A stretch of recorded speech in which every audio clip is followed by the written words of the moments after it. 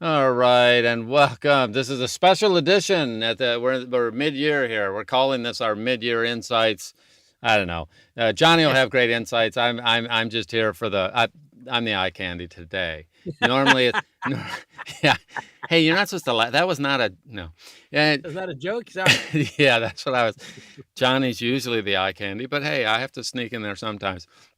So we're actually excited about this because I'm excited about it because I don't get to ask Johnny about his backstory and things that have happened earlier in his life that led and gave him some foundational tools and insights and things that have allowed him to flourish in this business and that other people, I believe, would be quite inspired by.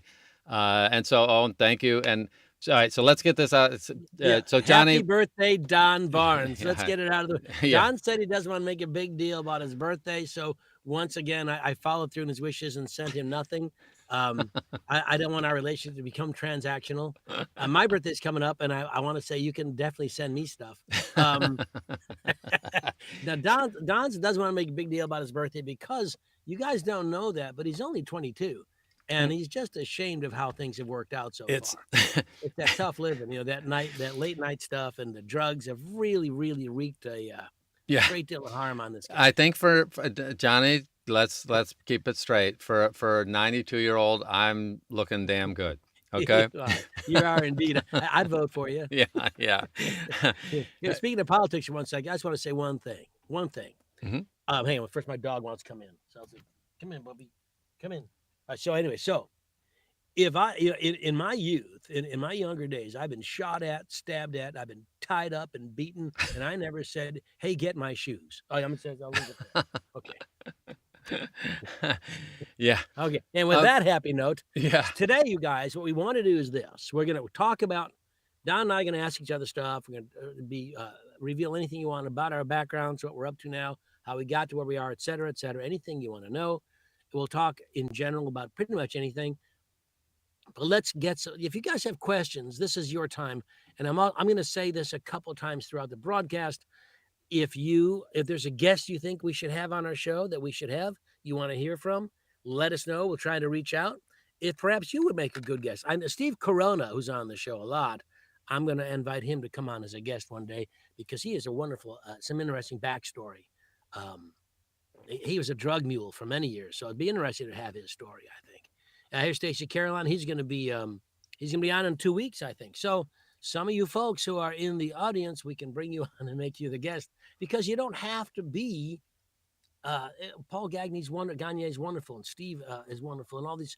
But we also have you guys. And what's your life like? And what's it like in the trenches, fighting to make your audiobook career, your acting career happen? What are you doing? How did you start? All that kind of stuff. So please feel free to DM me or Don and say you'd like to come on, or I'd like to have this person on. And if you have the email, that'd be helpful because, we do want to have a guest all the time. Once in a while, a session like this is great because it gets a chance for Don and I to talk, and it gives you guys a chance to talk to us. So with that being said, happy birthday, Don Baarns. That's enough of the big deal. Let us now open it up to any questions you have, and we'll talk a little bit. I have a question. I'm going to start with the questioning of Don because it's, no matter what we say, it's still his special day. I know when you started, and are you a Californian originally? No, I grew up in Detroit. My first recording stuff was at a former Motown studio. I was a young musician, and I wanted to understand what the recording life was like as far as recording because I had aspirations to be a session musician. And then I moved in Detroit. In Detroit, and there was a recording school. I went to a summer recording school that was, I think, if I recall, a 6-week or an 8-week recording school that I paid for, and I did well enough. They thought, oh, this kid is so into this that they hired me after the class. And then I'm sitting around in these rooms with gentlemen who had been recording Motown hits for 10, 15 years. And when Motown had moved to LA, the studios were still in Detroit, and the people that worked there, some of them didn't want to move to LA, so they bought the studios and kept them running. So I'm sitting next to a guy that had cut master records for Motown for 10 or 15 years, and he taught me how to cut master records. And then the big thing is they taught me how to listen. And it's a weirdest thing because I didn't know what I didn't hear until later when I heard it. And it's the most frustrating thing in this business that I can't explain to somebody what I'm hearing. Nobody, and you can't really. It's like explaining a painting to somebody who is blind at Yeah. first, and then their eye over time they see more and more. If pretending they were seeing more and more until they had all their sight, people just don't know what they don't hear until later, and they would tell me things. And Were anyway, you so the starting first, out? go Were ahead. you starting out to be a session engineer or a session musician? I wanted to be a musician, and I wanted to be a session musician, and that means a recording musician. And therefore, I wanted to understand. Well, let's back up. My mom was a single mom, and she wanted to keep track of me. So part of that was she let me learn to play drums. She took me to drum lessons because she could go to the neighbor's house 2 doors down and And could you knew still, where you were. she could hear me. She would know that I was practicing drums 2 houses away. And she was very good friends with a neighbor that was 2 houses away. And and really, it was nothing more than a mom's self-defense mechanism to have her kid to do something rather than whatever kids would do when they don't have anything to do. And Were you an smart, only child? me and a sister. Ah, Yeah. So so an only child except for that girl. Yeah. except for her, yes. Although, yes, and the only minor, unfortunately, she passed when I was about 20-ish. So yes, I grew up with a sister, and then now I'm an only child, not by choice. So Do you still drum regularly? I do not. The first 20 years of my marriage, my wife didn't see me on New Year's Eve because I always had a New Year's Eve gig, and because that's a big moneymaker for Oh, musicians. yeah, And yeah. yeah, so but that was her way of keeping me safe. Then she knew where I was. But then when I got serious about being a studio musician, because my instructor was a Juilliard grad who was a Motown session player, so old Stevie Wonder tunes. My Cherie Amour, every time it comes on, the first thing I think is Gene Stewart, because he was playing bongos that day, and the opening first 8 bars, you hear him play, and it's not his main instrument, but he played all sorts of things. And in the session, they would say, "This is what we need you to do today," and he's like, "Cool," he does whatever. And then he was on drum set for a lot of things. But anyway, I was around a world-class musician, and he actually hated teaching beginners. So he's basically, after I had studied with him for about 2 years, he kind of came to me with his deal. Listen, if you'll teach my beginners, I'll teach you for free, and you can earn some money while doing it. And I'm like, I was all in. I'll be your Yeah. gopher. I would have cleaned the Yeah. bathroom for this guy if he had asked me, in terms of he was so good to me, and he was then teaching me how to teach. And it had a weird dynamic. Almost everybody I was teaching was older than me. I might have been 16, and he's got me teaching somebody who's 25. And there's a weird dynamic there when you're this young kid. Yeah, yeah, yeah. And so he was teaching me, and I'd come back to him and go, "Well, I can't figure out how to do it." And he wouldn't tell me the answer. He was the most frustrating individual I'd run into up until that point, and then he rarely gave me answers. He would always question me. I'd say, "I can't figure out how to do this one thing." And he would say, "Well, what kind of exercise what do you think you could do to break that down and make it easier?" And he was constantly like forcing me to solve my own problems Yes. instead of being the instructor that was saying, "Oh yeah, Yeah. do it this way." He would show some examples, and he would help me work through the problem solving process, but he was actually teaching me how to learn, and teaching me how to teach, and teaching me how to decompose problems into their little subparts. And it was only later that I realized Gene Stewart was a genius. Yeah, well, he was like teaching you give a man a fish, he eats for a day. Yep. In your case, Yep. play drums for a guy, he listens to music. Teach him drums, he'll irritate people his entire life. Yeah. Yeah, that's true.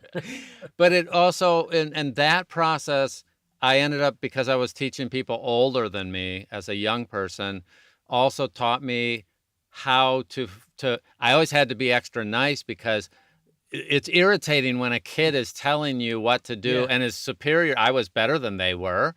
So, but I couldn't hold that over them without them being like, what a Yeah. terrible I mean, so he That's taught me why I some spent etiquette. that's why I successfully hid the fact that I was a child prodigy from everybody for years. Yeah, Yeah. yeah. So it turned out to be a killer background, and it also taught me some listening. And I still remember the first time an engineer said this to me. He said, "Okay, you hear those 4 singers?" Because this is one thing people don't understand about recording. When you're in a studio and you have musicians, um, you can isolate any one musician or any one mic in the session. And so Yeah. that gave me a way to listen to music that's totally different than what we'll just say the non-engineer or the normal person. We Yeah, hear just the listen to finished music product. as Yeah. a complete entity. Yeah. You can hear every little part. And so he would isolate the 4 vocalists that were the background vocalists that were going, ooh, ah, and we're singing little single lines. And he said this one thing to me that just changed my life. He said, all singers will start together. When you have a really good group of singers, not only will they start together, but when they're all done with whatever they're doing as a team, they will end perfectly together as well. And he played me examples of singers who would start together and they would end differently because they weren't listening to each other. And then he also would play me examples of, listen to this group, these 4, these guys, how they're nailing it, and listen. And then you're like, oh. And then over time, they just kept saying little things to me, some of which it was 10 years later that I heard what they were talking about and started understanding it. And that's just the way it is with listening. You can't know what you just don't know what you don't hear until later when you hear it. And Yep. they gave me a great foundation that set up the whole rest of my life. That's so fascinating. Well, thanks for sharing that with everybody. So how did Right. you were back now, I got to turn this around here. You were a Okay. We comedian. will take the questions from Linda and James in a minute. What do you want to know? I want to know because at one point, what's the first time someone figured out that Mr. Heller might be okay? You walk into it. What was your first experience doing an audiobook? Why you? How did they know you? And because when you started, here's the thing that the audience needs to understand. The first time he went into a studio to record an audiobook, there was an engineer, there's production. This stuff costs a lot of money in a recording studio. It's crazy the expense structure for a real studio, not a home studio. And that means there was an engineer there. There was probably a producer or a director there the first time you did it. And they take a chance on somebody when they go, Mr. Baarns, we're going to take you in, and their cost behind the scenes might be $200 to $500 per hour to put this thing together. And they pick Mr. Heller, and they're going, holy moly, this is taking the first time. It is a chance. How did you get your first chance? Well, you have to understand that when I started in 90 or 91, I was in New York, but I had already studied professional acting and been a professional actor for years in Chicago. I was on stage. I had my successful stand-up career.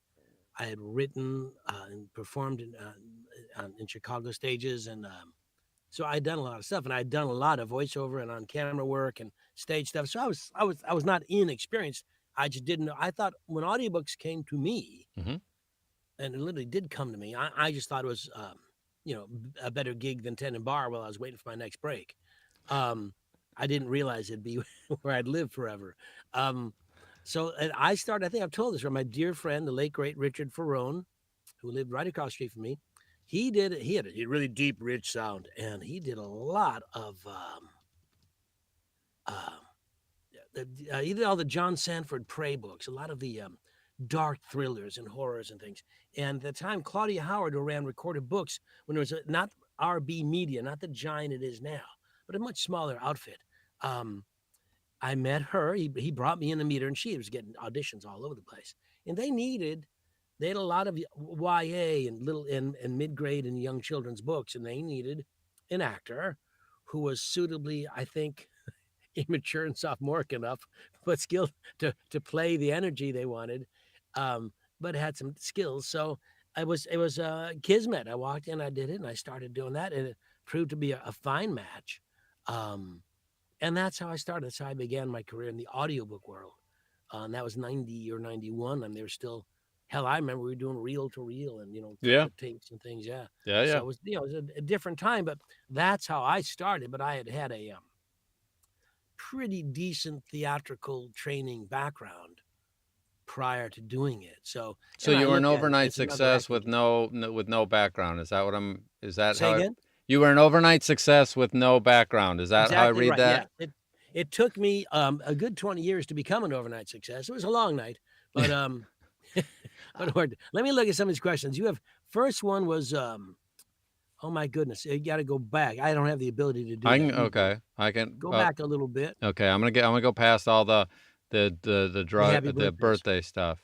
It's Um, oh no, I so forgot who said it.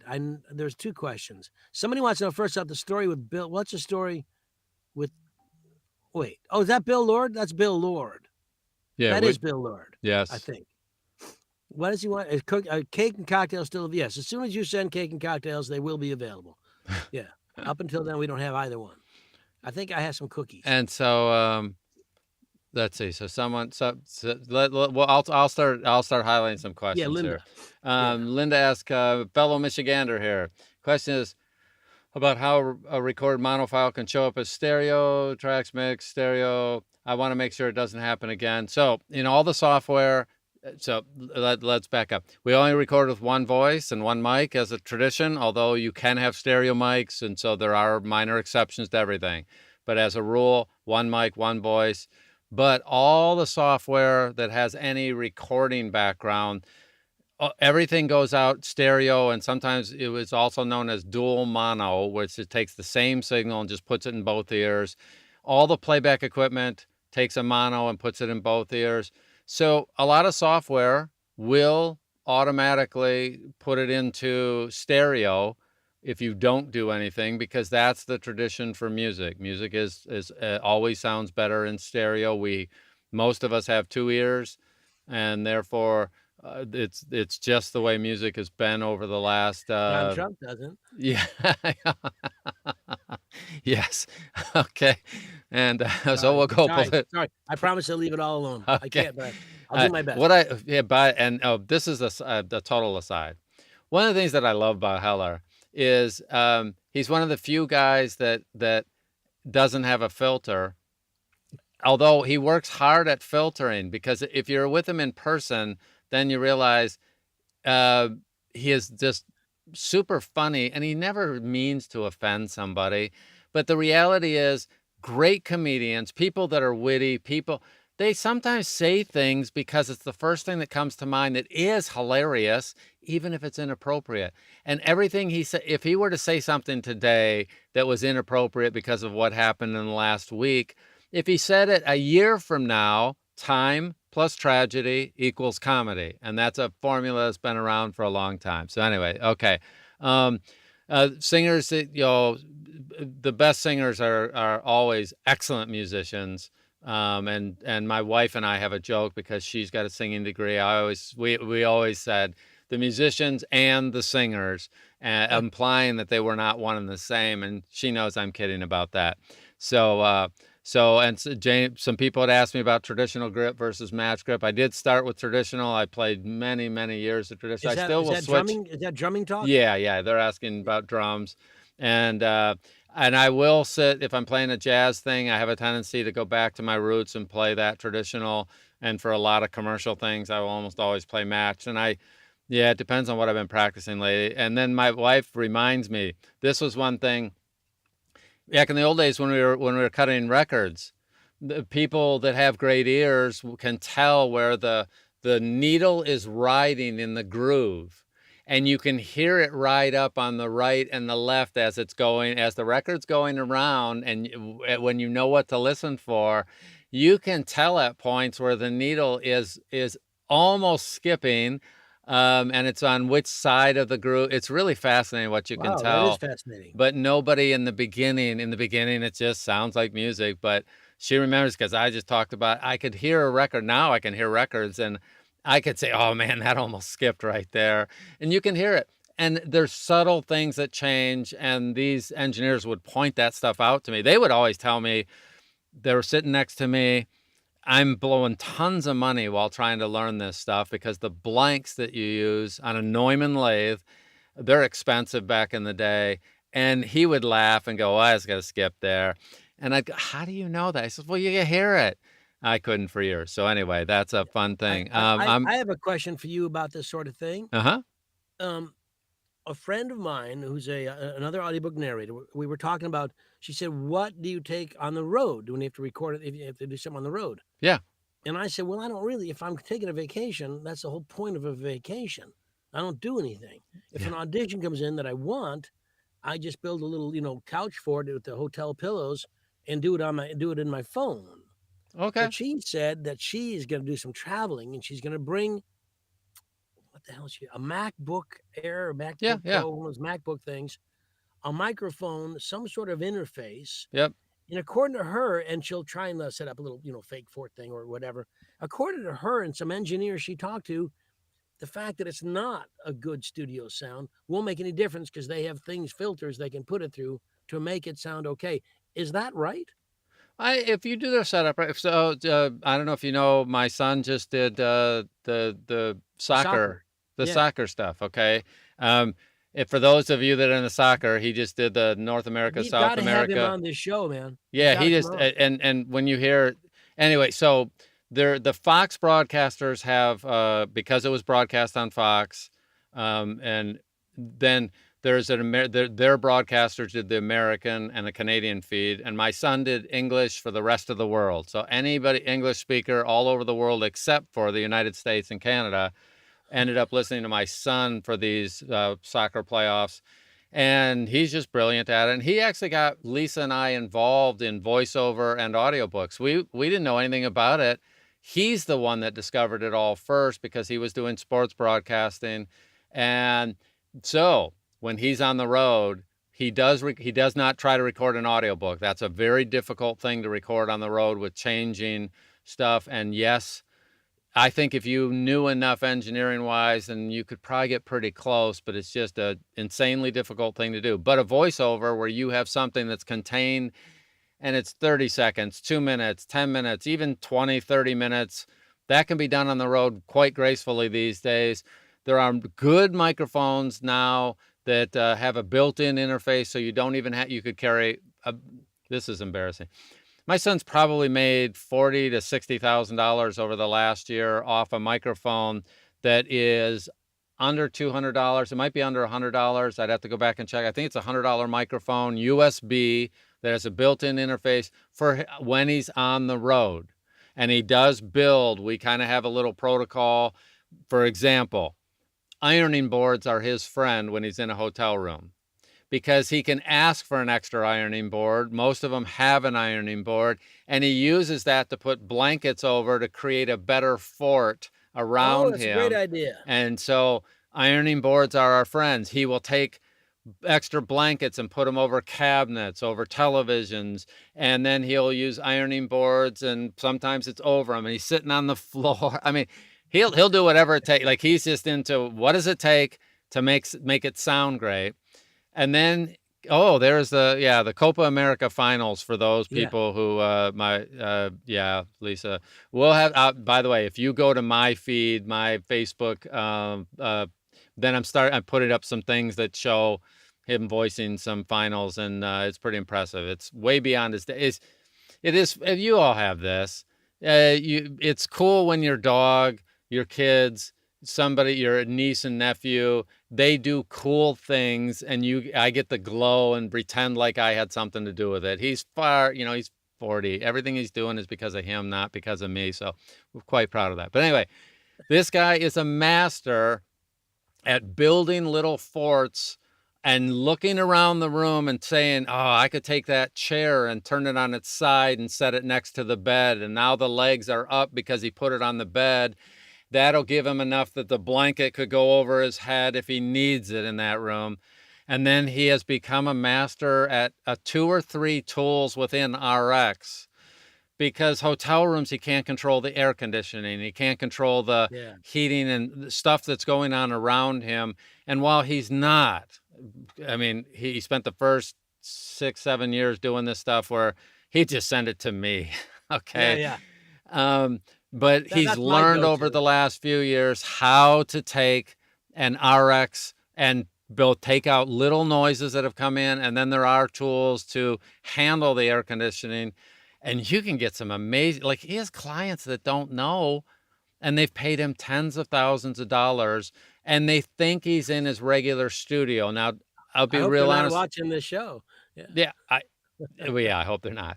But you know what? At the end of the day, they don't care because it works. it sounds professional, his delivery. And here's the other thing, though. He gets away with murder. This is like Mr. Heller and anybody else at his level. There are times when Heller could go and record in somebody else instead of his nice studio. He could go to a friend's house and be in vacation and do something. And most of the time they would go, that delivery is so good. We'll just take an extra couple 5 minutes and clean up a couple things in the background. And they would accept it. The delivery it supersedes all the other aspects of it. And then when you're that good at what you're doing, the other stuff fades in the background unless it's egregious. And so Donnie can take out the egregious. Heller could do that as well and go someplace and record, and they would still be excited because of the quality of his background and how much he's done. And you can do that too. You know what? When I've made little forts to do things, Joanna leaves the room so it's quiet and everything, Mhm. and then she has to come back and get me because I end up playing in the fort. Yeah. And the answer to James Romick, some B&H commercial that sounds like me, it is not me. I did not do it. James says the B&H commercial. I don't. I haven't done it. I've been this. In Chicago, I used to get voiceover stuff all the time. And then I really got to the point, that old acting joke, they started wanting Johnny Heller types instead of me because I'd been there a long time. So clearly I was older than when I started, but I still sounded exactly like me. But they didn't want to believe that. So they started looking for Johnny types. And now in New York, I did a bunch of stuff. And I'm at the point now where I'm like, oh, you were definitely in the running. Like, that doesn't pay any bills. So, yeah, so this B&H guy, I don't know who he is, but let's off him and I'll take the gig. Yeah. By the way, my Lisa just piped in there that Donnie's also gone to Walmart when he's been on the road and bought some tape because the sliding glass door was rattling. Oh, And yeah, yeah. now I think he carries with him gaffer's tape and duct tape so that Yeah. he could tape something to something, tape a blanket to something. He puts pillows, he gets extra pillows, blankets. So anyway, if somebody I think is on the road, you can record on the road and do some spectacular things, but it does take some care and some creativity and the ability to look around a room and going, I could use that blanket. And if I get an extra blanket and I get 4 extra pillows and I rearrange the furniture, you can do it. And it does help though now to have some tech to pass in there. And Johnny? it's an interesting thing I thought about. What we're talking so much about, what do voiceover people bring on the road when they travel to do their work? Because it's like, God forbid they ever just take time off. Well, that's And well I they think the funny thing is, yes, he almost, I don't want to say he can't, but he's doing a couple $100K a year in the yeah, voiceover. yeah, And yeah. what happens is if he waits until he gets like the tournament he just did, he was out of his studio for probably 5 days in a row. And what happens there is the buildup of stuff with the stuff that's coming in regularly. He runs out of hours in the day to make it all work when he gets back. And clients are not, they would move Once on. once you set up a career path and you're beginning to work, it's hard sometimes to make the changes or to take the breaks. I mean, Yeah. I did a e-learning demo, which I think is fantastic. J. Michael Collins did it. It's very good. It really is. And J. Michael sent me all this stuff to look at in terms of marketing. And Tom Deere worked with me in terms of marketing. And I want to go market it because there's a lot of money there, and I think I could work a lot. But I don't have time Right. because I'm teaching or I'm working. I've got like 4 or 5 books in the queue. It's I'm thinking, what am I doing? When do I get to say, let me just sit in a lazy boy, or better yet, let me go buy a lazy boy and then sit in it. It's I think one of the things we all have to look at in our careers, once the career is started and off, I guarantee you, and I'm telling you this, you need to take some time away sometimes. Yeah. And Don has heard me say, a number of times, even in when you're working on a book or a project, particularly a long end game project like an audiobook, you cannot work 3, 4, 5, 6 straight hours in the booth. Just don't. Right. It's hard. I hear people all the time saying Facebook, yeah, I spent 6 hours. They brag, Johnny, I was in my booth 6 hours. I'm like, well, how much time did you get? Right. If you got 15 minutes, that's not a really good 6 hour ratio there. So it's important that all of us, every once in a while, take a breath and say, you are enough. You're okay. It's all right. It's a rat race, sure, and you got to keep clawing. But even the rats stop to have a bite. Usually another rat, but still. Yeah. Well, also there's a funny thing when you come back and you're refreshed, there is an interesting productivity gain to be having. And that, we were talking before we started today. Both Johnny and I are working on our fitness, probably because we're not the youngest people in the room anymore. Johnny is, but I'm not. And I'm not. it does require some thoughtful. And I know Johnny, I'll call him and I'll send him a message. He's like, hey, I'm on my walk with the dog. I'll call you in a half hour, whatever. Sometimes he will respond occasionally while he's on the walk, but most of the time he waits. He gets back, hey, sorry, I was out doing my exercise. He understands that just being in the booth is not the issue. It's how productive he is in the booth. And by going out and walking his dog, by going to the gym, by keeping himself hydrated, by going and doing these other things, he's more effective for the time that he spends in the booth than most people who spend 6 hours. And some of those people don't listen back to what they've done enough. And if they did, because they're so busy, they're not listening back to hear the results. And very often the quality has gone down in what they're doing. And yes, they did it. And maybe other people don't notice, but it's pretty rare that somebody can do 6 hours. I'll bet, though, there have been moments in your life where you've done that because you've gone into a studio. Now, how do they structure when you're in a studio reading an audiobook? You start at 10, best I remember. You go 2 Yeah, yeah. hours? If you're working at let's say Random House Mhm. or Macmillan or something, they schedule you. I think it's a 10 o'clock start, so you get 9:45 or so, have coffee, you get the lay of the land, get yourself ready, and you start working at 10 o'clock now. And you're scheduled. I never remember if it's 4 or 5. I've never done 10 to 5. No one really does that because usually around 4. But 10 to 4, you're working with some time for lunch. And there are breaks intermittently as you need them because you need that. But basically, 10 to 4, 4:30, 4 or 5 days in the week until the book's done. So when you're home, as I am right now, I can do a book and I can step out and say hello to Joanna, check the news, check baseball scores, walk the dogs, whatever I want, because you take some calls, fool around. You need to take breaks. And every hour in the studio, I make sure there's 5 to 10 minutes that I'm just standing up, moving, getting around. But in a recording studio, when you're booked for the thing, you're expected to work. Yeah. And you have to have that kind of stamina.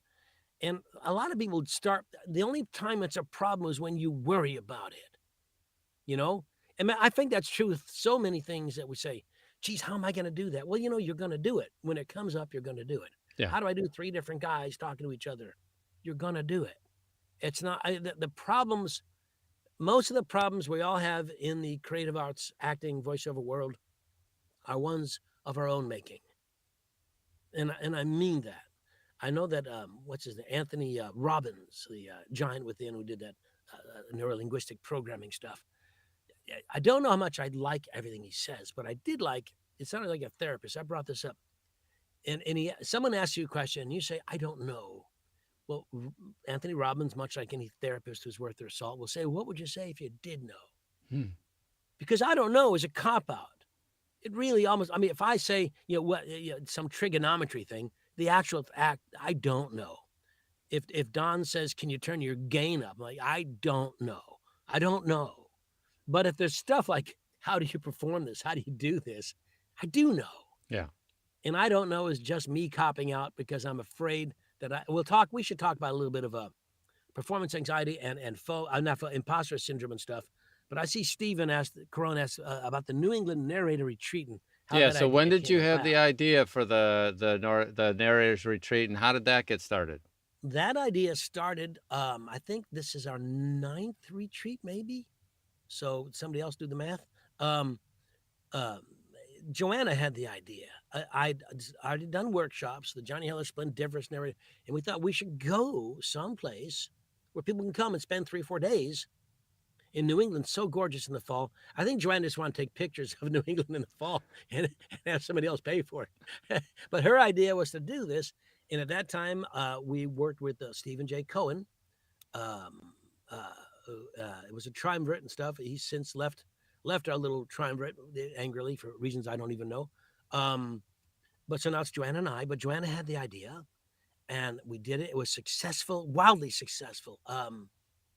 Our game plan was then and remains now not to charge a fortune. I know there's a lot of other competing things and everybody's doing things, and I have nothing negative to say about anybody's thing, but we try to charge enough that we make some money on it, but not a killing, and that you can afford it. And our idea was to bring some publishers there and not have them sit for a panel, but be there for 3 days and have 3 square meals with us and share the time. And it became almost from the beginning, I think because of the people there, the personalities, and the way Joanna and I trying to structure it, it became a real pleasant communal experience. Yeah. Kind of like Up with People, but with booze. So it's just fun. It's a good time. So we made changes throughout. And so now it's just a wonderful thing. The Warren Center's been very good to us, and it's been a wonderful time. But people, like I said, I think people asked me to open it early this year before I even had the contract signed or the place set. Yeah. I opened it up, and we basically sold out. I mean, there's still a few rooms available off site in the hotel, but we sold out in about 2-3 weeks. We sold almost all of it in a day and a half. People really like it. So if we can provide that, And it's wonderful. And Don's been a regular now for what, 3 years now? yeah, I think I'm in my. I think this will be my 4th. But Yeah. here's the thing about it that I just find fascinating. It's an investment, because it's not just the investment to get the room and the pay for the conference. It means you're there. You've taken off significant amounts of time and effort, and there's plane fares and stuff like that. And everybody there has invested to be there, because if nothing else, just all the time that we're not doing other things. So you meet a set of people who are just serious but fun loving. I mean, because that's Johnny's thing. He makes it fun. And the one thing he's done that I don't see enough of, he structures enough time for social interaction. And he does, I don't know if he thinks of it this way, but you get time to have lunch and dinner with people and to hang out with people. And there's unstructured time as well as structured time. Oh, So yeah. there's these great panels and experts who are helping people get better. And then there's time to talk to your peer who's trying to figure out the same things you are. And what did you do with that? And then how's your kids? And you learn something about them. And then you develop peer relations that you end up using to help yourself grow over the next X years. And the proof is, when it comes around again and he sells it out pretty much the whole thing in a couple days when he announces it every year, it's a testament that people who have invested a lot before are willing to invest again, because they get more value out of it than what the investment that they have to put in. And that's a testament to what you've been doing. Thank you. I will say that the structure of it, I realized early after the first one that you can't structure every moment because people need downtime. Right. So do the coaches, Yes. So we did Joanna had this. Joanna's brilliant. Her other idea, which we did at our New Orleans, Splendiferous New Orleans retreat, was we spent a week someplace where people would like to go. Like here's Colette mentioned, someplace in Yucatan. Well, let's say we decide to take a retreat. We won't, if people want to go to Mexico anyway, or people want to go to New Orleans, it's a great destination. So we took a time when it wasn't the most expensive, got a good deal. I think we had, Joanna can remind me, I think 15 to 20 people there, no publishers, just great coaches. And we spent the week, but we did stuff in the morning, and we were done every day around 2:30. So the rest of the day and evening was open to enjoy New Orleans. And that's it. So I'm going to do that I listen, Colette, trying to sell this thing. Send me a DM, Colette. But I know that people want me to go to New Mexico, Santa Fe or Albuquerque, Santa Fe, I think, which I'd like to do next year. So every year, Joanna and I are going to have a workcation kind of thing because it's lovely, and you meet and you develop friendships. Steve Corona was on this call. I didn't know him well, but he was at the New England retreat last year. Fantastic human being. We had a great time. Yep. Now I'm going to put him on the show. I would not have known. Same with Stacy Carolyn. He was a student of mine and came to retreat, got to know him so well. Some of these people are just some of the people in our community I find to be some of the best people in the history of the world. And it's great to spend some time with these guys. So I do try to set it up in a way that's beneficial for learning what I think you need to learn, what I think you want to learn, what you tell me you want to learn, and also to spend some time just enjoying each other's company and the place you're in. If we went to Yucatan, Mexico, of course we'd have afternoons or evenings for you to go enjoy the fauna and the flora and everything there. You'd have to. Yep. So Yep. much stuff. But it is an interesting experience to be around so many people that are so committed to the craft, and you being we'll just say more mature in the community are able to get some of the strongest coaches and instructors and people that have good attitudes about this stuff and are insanely helpful. So it's just a different atmosphere than the other things that are going on. So it's I'm always so blown away at how quickly it sells out every year. But My goal is always to do everything I can in aid of the community. If people don't like that or don't appreciate it, I'm terribly sorry. But this is the best. I'm yeah, trying to be the best me I can all the time, and I really think that these workshops I put out have been life changing for me, and I think life changing for a lot of people. And by the way, James Romick puts them out. He wants to see the Peter Ganem, who's a fantastic actor, did a thing some years ago called The Stander.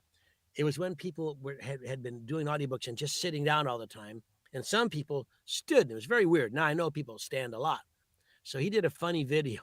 We did it at Charles, it's at the right side of my head. It's the Film Center building. It'll pop in my head as soon as the show's over. Anyway, we went to the studio, and I think who's one of the actors was reading.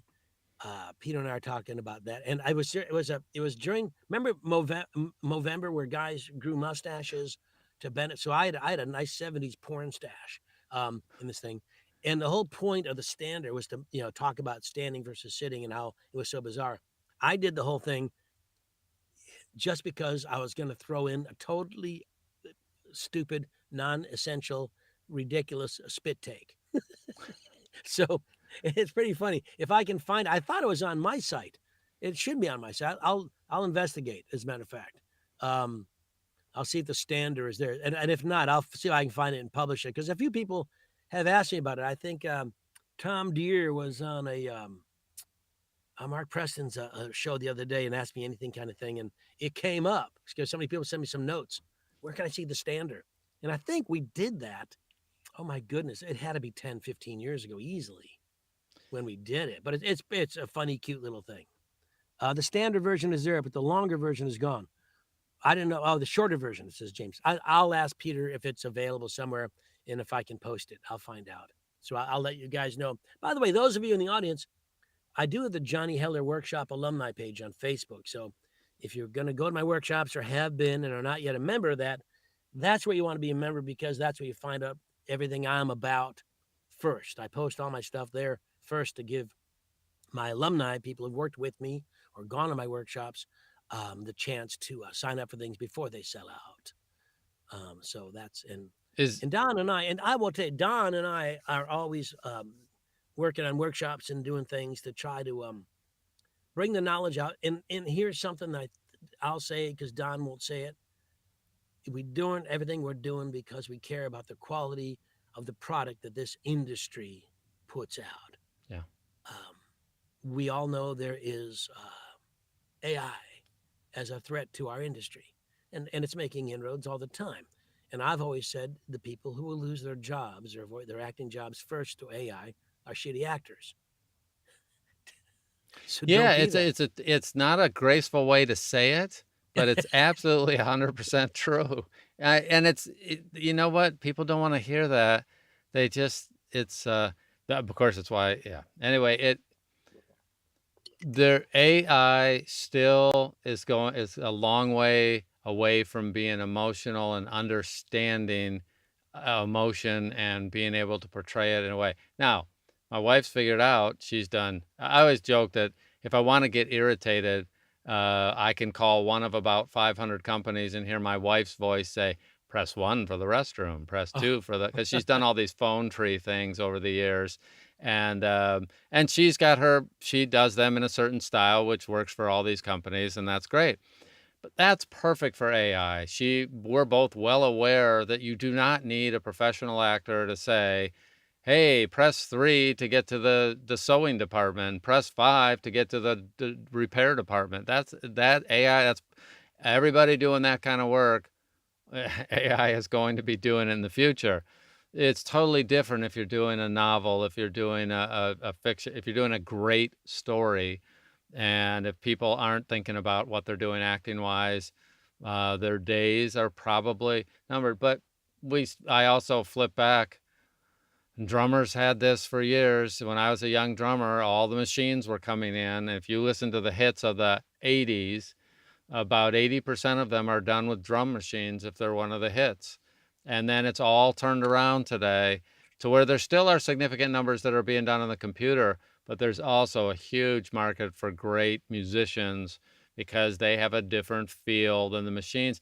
And it takes so long to program the machines, even if you can do it. So, it's still an economic thing for a bunch of companies. There's opportunity out there for the people that do the work. Okay. So yeah, Lisa says, oh, she reads the phone stuff with such dramatic flair. Yes, well, your theater background is paid off finally. She's a I waste. tried to hit the button. Give me a representative. Yeah, yeah. I'm looking at my new site, which Lisa Ware, by the way, designed for me. Those of you interested in that sort of thing. And I don't see any videos. So I don't know if there's any videos there. I will look and see if I can find the stander. I'll call Peter and see where the heck it is. Is that on johnnyheller.com? Yeah, I'm there now. Okay. I'm seeing I just don't see and Yeah. also if you want a website, if you need a website, and you do, you can't spend a fortune, there's a little link at the bottom of my website to a guy who can put together a nice website for you, really inexpensively. But everybody needs we should talk about all the things people need. So we should do another show because we've had a wonderful time today, just shooting the breeze. Are there more questions, you guys? Because we definitely want to make sure that we're giving you what you need question wise or answer wise. Actually, you have to take care of us question wise. But yeah, so are there any more? Anybody have Well, anything until out there? someone else Because this is asks, your moment. what do you see coming up for the next year, 6 months? Who's that? Who's that from? Was that you? It's from me. What do you want me to see for the next year? Yeah. So if I were just getting started, what are you going to be telling me that I need to pay attention to over the next year? If I'm maybe Well, I'm at the mid-level. Are you talking about workshops? You talking about what a person needs to do? Yeah, more. If I'm going to come to you and I want to do an audiobook and I haven't done one, or I've done a set of them, what should I be looking at right now? How am I going to improve my skills? Okay, I think first, I think a lot of the people on this have already done some, but basically, my advice to all would-be actors is first, this is acting. Stop pretending it isn't. It is. Okay. Therefore, if it's acting, what do you think you might want to study to help you be better as an actor? And I'm going to throw a hint out. Matter of fact, to answer, it's acting. Yeah. So you can take acting classes, workshops, scene study, community theater, improv, do something like that. Learn about the human condition from the actor's standpoint. I don't care if you look at Meisner, Stanislavski, Shurtleff, whatever. I don't care. Take some acting. Get some understanding for the craft. Having a good voice is so much nicer than having a shitty one. But it doesn't help you be a better storyteller. Yeah, I'd rather hear a bad story from a nice voice than a bad story from a bad voice. But either way, the fact of it is, I'm not going to listen to the story if it's badly told. Right. I'll read it myself. Thank you very much. So your job is to, in terms of audiobooks and in terms of actually commercial voiceovers, e-learning, anything, is to share the author's truth. So how do you think you can do that? There are wonderful coaches. Now, I made a mistake once in one of my blogs, which I keep forgetting to write. And I tried to list a bunch of coaches who are good. And of course, I left out, names. But I am telling you, there are so many great coaches. Joanna's a great coach. Joe Leslie Frumkin's a great coach. Sean Pratt's a great coach. Now, my God, there's so many, and I'm leaving bunches and bunches out. I bring great coaches all the time. Hillary Huber's good. There's so many good coaches. Ask people who's a good coach. Ask people who isn't. Every single coach will let you talk to them for 15 minutes. If you have an enjoyable 15 minutes, try them. Everybody has different prices. Carol Monda's a fantastic coach. Joanna Perrin's a fantastic coach. Depends what you want. Who do you feel? Take some different coaching. Some people, Joel has his long-term acting workshop of audiobook acting. Sean Pratt is a 14-month program for nonfiction. Everybody has different things. I do an hour, one-on-one an hour, as many hours as we need to make things where we have to go, and then maybe go somewhere else. I'm very performance-oriented. Don's very tech-oriented. Depends what you want to do. But any coaching you do, and I'm telling you right now, I still take coaching. We all still learn. You never stop learning. Stop pretending you have it all. And the other side of the coin is stop pretending you don't deserve the success you get. Yeah. So many of you say, I have an imposter syndrome. You're not an imposter. You work to get what you got, and you deserve to have it, and you deserve to keep becoming better. So if you're brand new, listen to audiobooks. Keep listening to free. Don and I are doing this for free. And by the way, please, if you like what we're doing, make comments, share with your friends so our audience grows. We grow audiences. We might get some sponsors. Then we can get some loot for this. Don said it's set up now that if you felt obliged to send money, you can. Yeah. You don't have to, but you do. We would like comments from you if you like it, because that does help us. We've been doing this for, oh my gosh, almost a year. Yeah, we're getting close to that. At what point in the young career of an old man does it make sense to join the Heller retreat? Well, here's the deal about I do workshops. I travel around with the workshops. Less and less these days, but I travel because COVID just stopped and changed things a little bit. The New England Narrator Retreat is the 14th to 17th of October. It's around that time every year. If you have 3 days, it's a wonderful time, and you can extend the vacation and go to Boston for 4 days or something. You should go because you're going to get a chance to meet great coaches, learn great things, and also to get to seriously know 2, 3, 4. This year, we're having 4 publishers there. They're under no obligation to hire you, but they are under an obligation to meet you and share with you. You guys have to understand that all these publishers that Don and I bring on this show and have talked to you, they want to find you and they want to cast good people for their books. So, John, if you're good people for their book, they don't care if you're 90. I'm going to sneeze. Hang on, excuse me. Excuse me. It doesn't matter. If you're the voice they need, the sound they need, the actor they want to find out, better to discover you at 70 than never to have discovered you at all. Yeah.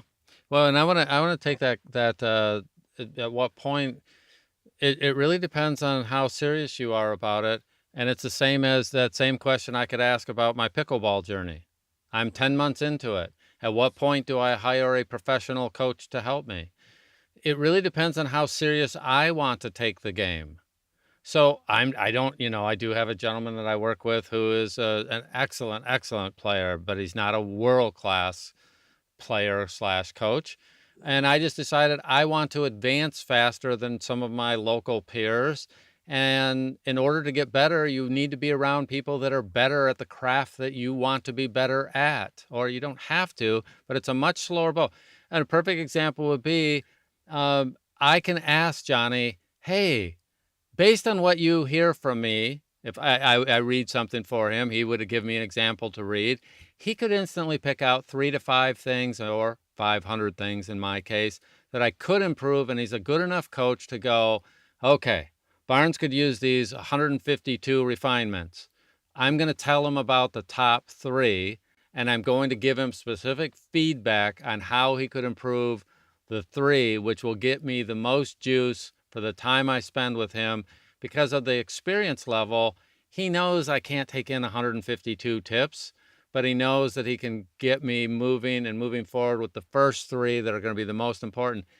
You do it as soon as you can if you're serious about it, and you have to pick. There is no one path because we all start from a different place, and some of it's a leap of faith. If I'm going to pretend, first off, I don't want to do this, but if I wanted to be a pro pickleball player and I don't, but then I have to say, okay, I'm going to find the best possible coach I can that I can afford.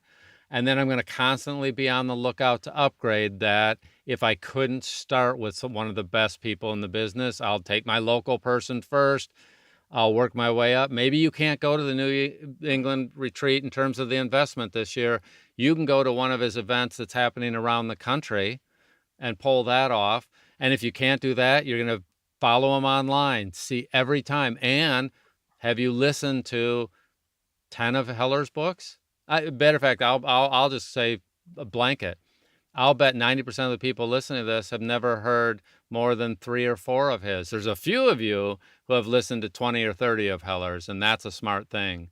And I know, anybody who's in this business should be listening to Johnny or somebody like Johnny, because I want to hear how he does comedy. I want to hear how he does nonfiction. I want to hear how he did the Blues Brothers book.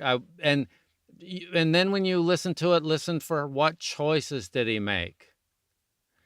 Did he leave a pause? Did he push something? Was he really quick on one section? Why? How did he create emotion there that was right for the story using his acting ability? And then I go back to him and say, hey, chapter 32, can we look at that? What were you thinking when you were doing that? How did you approach that? And then he can give you an idea so that you can do it too. There's so much that could be learned from studying the masters, and this is one of the guys that is that. But you should be listening to his books, and I'll bet most people here have not bought a Heller book over the last, a book that he's narrated over the last year. Use your credits on Amazon or on Audible to buy. He's not getting any money for this. I don't get it. He won't get any money. No, that's Just not tell the him, send me point. the money and I'll read That's them. not the point. The point is that you study the people that are at the top of the game, whether you're doing tennis or pickleball or audiobooks or music. You study those people and you listen to them and you start understanding what is greatness in terms of performance. He's a terrible person, but he's a great narrator. Johnny, is that close? Does that make any sense to you? I wouldn't push me quite so hard, but when somebody John, like John, him, not him. John says he's 6'6". Here's the thing, man. You never. I've been studying Spanish with Duolingo for the last year. Sean Pratt turned me onto it. So, and I practice it all the time because I live in New York City, which is heavily Hispanic. So you get to keep talking.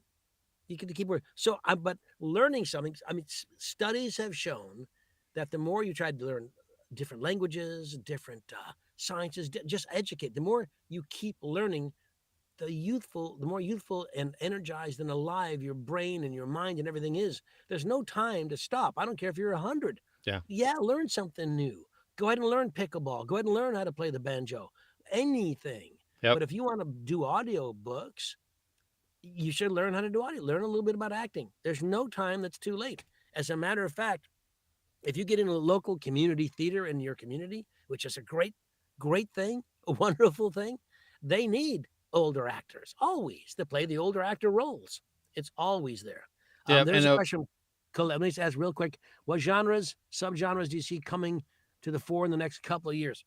Oh, yeah, the biggest sellers right now are, I think, romance, which isn't necessarily erotica, but that's a subdivision of it. So romance can be rom-com, all kinds of variations. There's a mafia romance and harem, all these different genres. Very big. A lot of people love the romance and erotica genre. A lot of people like the mysteries are always big. It's really coming on very big now is lit RPG, which is you're in a game basically, like the movie Tron or the movie Ready Player One, or what's the one, Fall Guy with Ryan Reynolds. Those kind of movies where you're a character in a game or a quest, like a Dungeons and Dragon thing. Simple as I can put it. Both men and the multicast, or just do it all yourself. Those are very big. And the advantage to lit RPG is that if Don Baarns is a lit RPG author and he writes the Seeking Glory book 1, it's going to go to book 23. It's going to keep going. These guys simply do not stop. And the audience is passionate, huge, and ever growing. So that is something to look into. That's going to be bigger and bigger and bigger and bigger. And I don't think romance is ever going to stop, nor is mystery. And in nonfiction, how-tos will always be big. So people want to know how to do things. So you want to how to put together shit from IKEA by Don Baarns. So that'll be a book, and someone's gonna do that. Johnny Lipson asks a great question here. How important is tempo and pulse when reading a script for, say, a commercial voiceover for pacing the performance? So I happen to know this gentleman. He's a musician. I think musicians have understand how that feel is created by tempo, there's a bunch of little factors in there, and pacing is huge in terms of how something feels. So musicians start off with a sense of that because music is horrible when it's just all the equivalent of monotone. And you already have, as a musician, a sense of pacing, timing, rhythm, how it fits together, how it works, how to go against the grain, how to go with the grain, how to create tension by the way you perform the same line. And we should sometime, Johnny, do a thing where we take a line and have you read it with about 20 different feels, because that would be a interesting thing for people to see how you work it out. And one of the things that performers do is sometimes they nail it the first time because they've seen it and they already have it in their memory. Sometimes they work through it where they try something and they go, no. And then 2 minutes later, they have it totally nailed, but that's from experience. And so to summarize, musicians have they have good ears for that kind of thing. And it's critically important. AI can read something, but it misses all these details about how long should a pause really be, because what fit one script is totally wrong for another script. And in the commercial world, the spots are always specific times. There's 15, 30, 45, or 60. And you know that. So your tempo is almost dictated to you by how many words they try to make you squeeze. Are you running really fast because you got to get it all really, really, really fast? Or can you take your time and do things? So it really depends on if it's a 30-second spot or not. And that'll tell you, that'll help set your tempo. You ought to see what Lisa's become an expert at editing out breaths. First off, she doesn't take out breaths unless she's doing something that's timed, and it's like 60 seconds and 60 seconds to the second. But they always give her, if it's 60 seconds, they give her about 68 seconds worth of copy. Material, yeah. It's like, really? You expect that? And so she's going through and taking out a quarter second here and a quarter second there. And there she gives up some of the feel that she would like as an actor. Because this is something that, and then she's trying to save for the feel for the line that's the most important. And the one thing that the more experienced, more mature voiceover people will do is they know they're not going to be able to fit it all in, but they also try to rush the sections that are less important and give more emotional content and timing and pace to the parts that are the money makers for the commercial. And they're very selective about where they allow it to breathe a little bit versus not. And so there's an art to that. But yeah, musicians have a great sense of that, and other people will develop that over time. Do we have time for Dino and Jacoby? Jacoby, right? Yeah. That's it. Oh, that's for you. Yeah, Is that too techie, or is that for you for later? Is that a I'll 5 take o'clock show? Dino, I'll take that one offline, and because I want to see. Pay attention. Join Don later today and ask it again. No. Yeah. I'm gonna be on in a couple hours because so we do this one every Tuesday morning, or for me, it's 1 o'clock Eastern, and then at 5 o'clock Eastern, I do a tech one of this, and so if I get that in advance, I'll make sure that I know that for that. And by the way, here's what I'm doing this afternoon that I think some of you will find fascinating.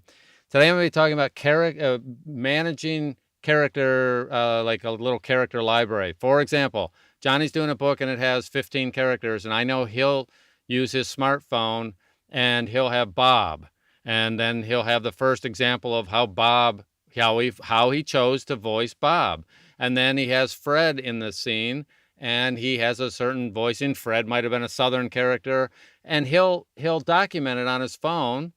Is that correct, Johnny? Yes, sir. And so that means if he needs to go back and hear how he voiced Bob the first time for something later in the book that comes out 10 chapters later, he'll go back to his phone. Well, I'm going to talk about you can use your phone, you can use your DAW, there are more than one way to document this, and there are times when the phone is absolutely perfect.